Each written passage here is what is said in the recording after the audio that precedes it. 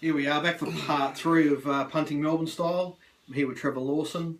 Find Trev's stuff at Champion Bets. You can find my stuff at darrenpotterraceassessments.com.au. Week ahead, Trev, what do we got? We've got a couple of synthetic meetings, Geelong on Tuesday and Friday. We've got a Sandown Wednesday and Sale Thursday. Yeah, solid looking meeting at Sandown. The first thing that caught my eye when I had a quick glance at the acceptances this morning is that the track's been posted as a good 3. Okay. Like, that's amazing. Sandown. Just shows you how dry things have been here in Melbourne, and there is some chance of showers fairly and windy things. the last 3 days. Last few days. And I suppose when you get a bit of overcast, they don't get as much dew on the ground. Yeah. And it just doesn't rain. No. Well, so opportunities there on Wednesday. A bit of interesting weather there on Wednesday and wind and things, so we'll have to sort that out. But then following that, we'll be back to Flemington. So I'm really looking forward to getting back to Flemington. Hopefully... It should just be, I'm not sure if there's any much rain this week, but unless they get significant rain, it won't matter much. Yeah. And it'll just be a similar type service to Caulfield on Saturday. Yeah, well, this time last week, I was really looking forward to the Caulfield meeting. Then when I did the form, as I said previously, I was scratching around for bets and had a betting plan that was about half what I've normally got. So I really hope that when I get to Flemington this week, it's a nice juicy meeting and we can attack it with a bit of vigour. So just depends on, you do the work the same, just depends on what odds they put up things. Yeah. And the way things go, and the favourites you want to be on if you can get them short enough, and the ones you don't want to be on if you're going to be on other things, and sometimes you can't be. So, well, it's the great game, Trev. It's a great game, and you never know what you're going to get. Yeah. And sometimes you go into a meeting and think, geez, I'm not looking forward to this, and then as you do it, you find little bits of gold, and they can turn out to be the best meetings, and the ones that you're really looking forward to, it's all straightforward. The price assessors make very few mistakes, and you're just left going, well, if I'm having any bets here, I'm forcing the issue. Yeah, a lot of the lucky days are when you sort of don't really like anything at all, and you just bet to your markets, and you find some value that way. Yeah, well, the harder it is, the better, really. You know what I mean? Like, if it's too obvious, and well, everyone can find it. Yeah. Anyway,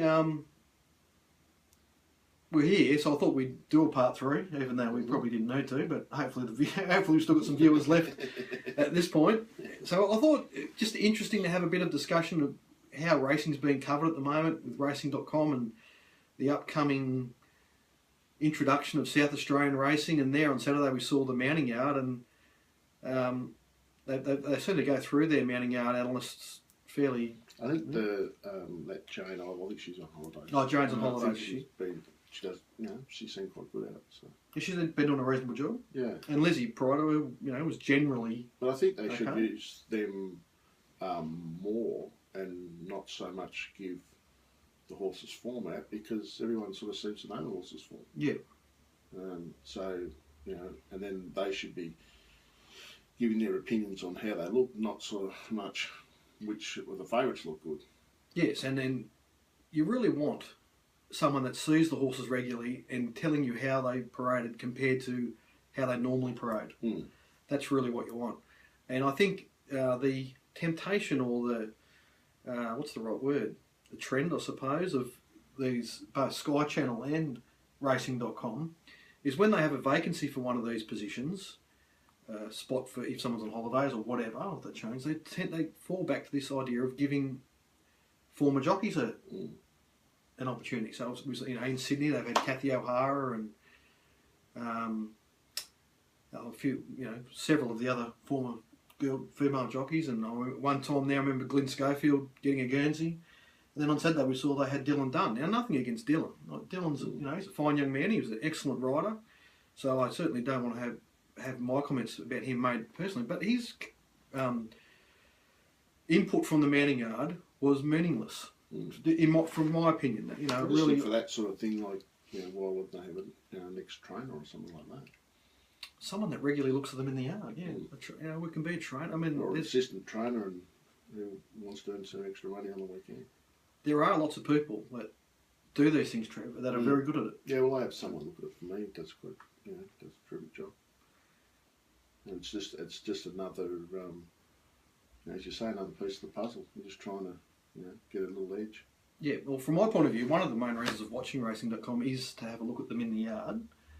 And, I've always got some people on track I can talk to if I want a second opinion, but I take notes of what they look like previously and how they compare. Like, so a lot of this guy he parades one of two ways, either a little bit mad or completely mad. And he was more towards the completely mad on Sunday, which put the cross through him for me.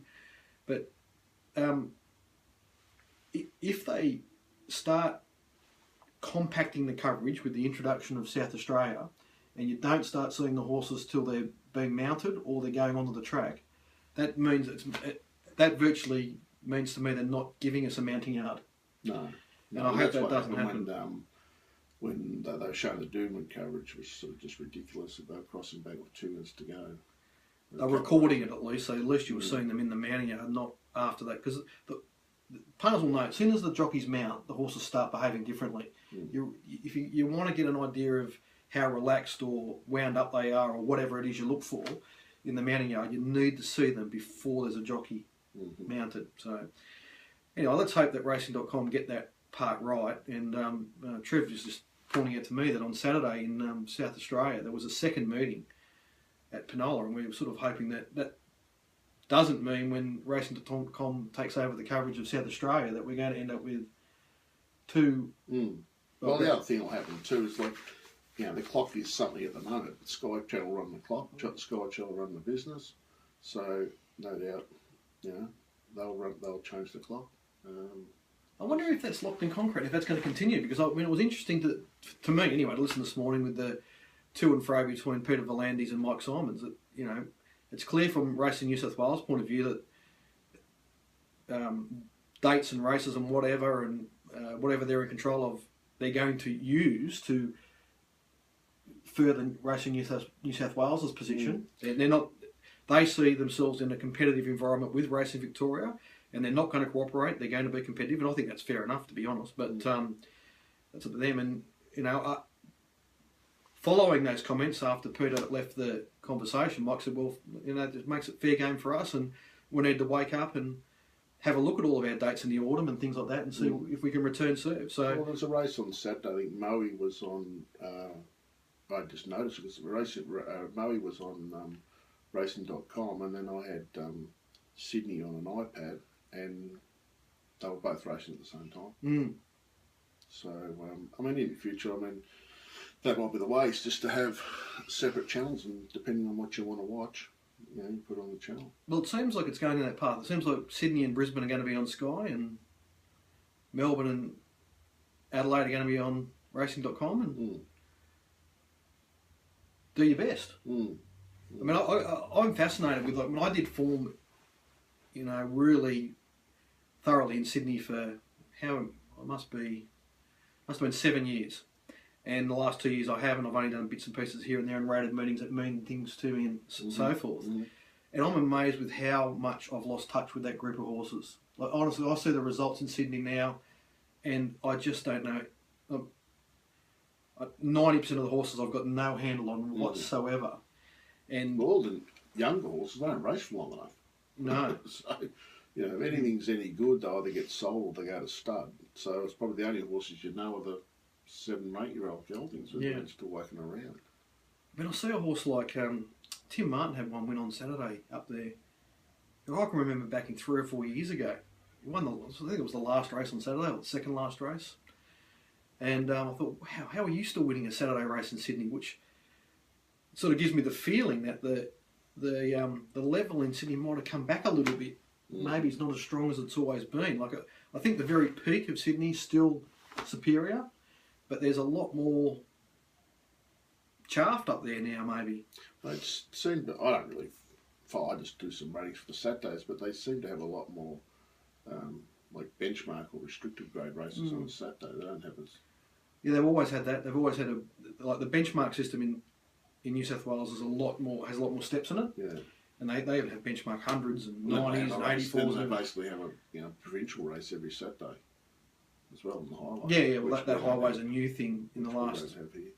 Yeah, that's a new thing. But like in Melbourne, it's the majority of Saturday races are open handicaps. Yeah. And they might be age restricted or whatever. And it's for Saturday horses. Yeah. It's generally it's the same core of horses. They might come through a Wednesday or they might come through a better class provincial race, but generally it's the same sort of horses. Having worked in both environments and had a crossover, I don't understand why New South Wales wants to break it down like they do. They should, once they get past a certain grade, they should just make them open and Like they used to.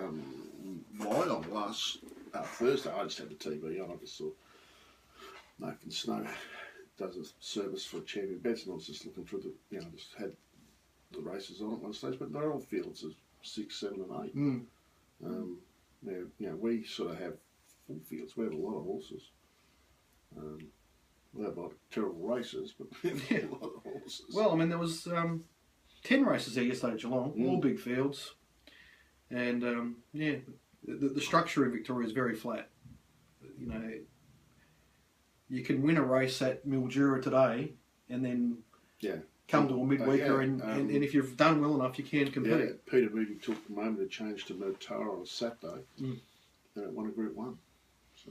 Oh, we saw Bandipur there coming off a Saturday Moe race. Yeah, I think he took another horse. I forget the name of it now. I think he took it to, I reckon it won its first start at Hamilton and finished mare and for a filly at the time. I think he finished up being a Group 1 horse as well. So here it's I suppose it's not as far to travel, you know. Yeah, and just even in recent times, we've sort of seen Unique Lovely win a race at Swan Hill over the Carnival there. It's come to town and won twice. Yeah, twice, yeah. I will say about these jockeys, so Brandon had a bit of a tough day there on Saturday, but when he was riding for his family there on Unique Lovely, he didn't make any mistakes at all. And I noticed your man Chris Simons at Geelong yesterday on Rich Charm just ride it magnificently with the wife owning. Okay. And Dwayne there on Royal Symphony with the wife owning, making no mistakes. Yeah, well, it's a smart way to be. Yeah. Happy wife, happy life for the jocks. That's right. All right, Trev, thanks for joining us, mate. That'll probably do us. I hope the punters have got something out of it. If anyone's got a question for me or Trev, shoot me a contact off my webpage there, and I'll get Big Trev on for another show down the track, and we'll answer those questions. All right, mate. Thanks, mate. Thank you.